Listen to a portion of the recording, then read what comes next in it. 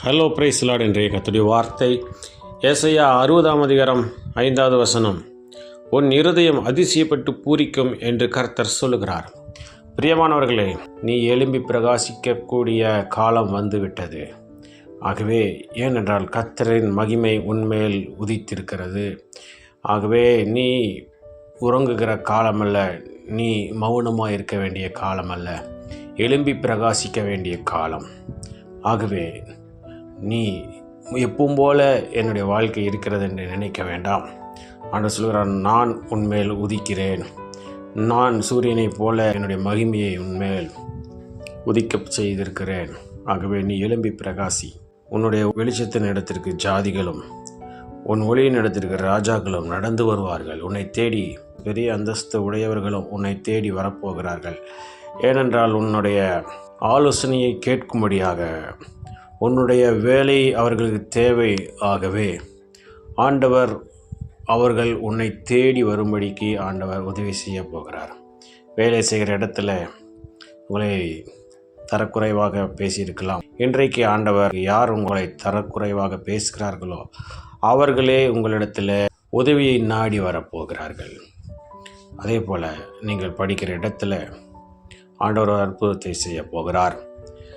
உங்களிடத்திலே டவுட் கேட்கும்படியாக, ஆலோசனை கேட்கும்படியாக வரப்போகிறார்கள்.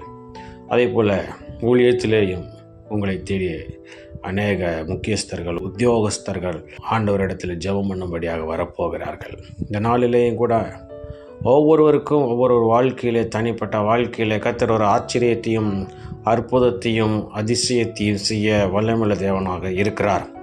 ஏனென்றால் நீங்கள் எழும்பி பிரகாசிக்க வேண்டிய காலம் வந்துவிட்டது. கர்த்தருடைய மகிமை உங்கள் மேல் உதித்து விட்டது. ஆகவே உங்களை தேடி ராஜாக்களும் ஜாதிகளும் வரப்போகிறார்கள்.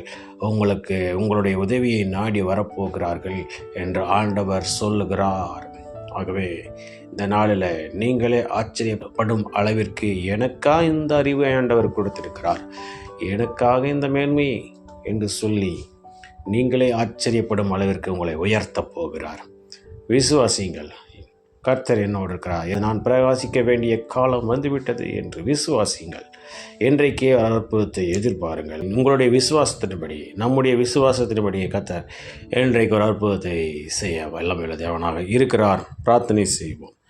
எங்கள் அன்மையை சிறுதான பருவத்தின் தந்தையை, ஆசீர்வதிக்கப்பட்டதான இந்த நாளில் நீர் கொடுத்த முடிய வார்த்தைக்காக நன்றி செலுத்துகிறோம்.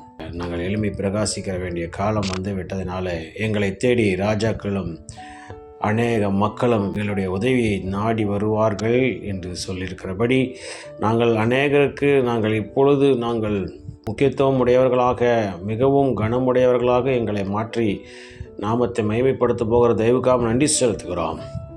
சிறைச்சாலையில் இருந்த யோசேப்பை ஜனத்தின் அதிபதியாக உயர்த்தினது போல, ஆடுகளை மேய்த்து கொண்டிருந்த தாவீதை ராஜாவாக ஏற்படுத்தினது போல எங்களுடைய வாழ்க்கையை நீர் ராஜாவாகவும் ஆசாரியர்களாகவும் அதிபதிகளாகவும் மாற்றப்போகிற தெய்வக்காக நன்றி செலுத்துகிறோம். இந்த நாளில் நாங்கள் செய்கிற வேலைகள், தொழில்கள், படிப்புகள், ஊழியங்கள், போக்குவரத்துகள் எல்லாவற்றிலும் நீ கரம் கூட இருந்து பெரிய காரியத்தை செய்து நாமத்தை மயப்படுத்த வேண்டுமாய் எல்லாவற்றையும் இயேசு கிறிஸ்துவின் நாமத்தின் மூலமாக கேட்டுக்கொள்கிறோம் எங்கள் ஜீவனுள்ள நல்ல பிதாவே.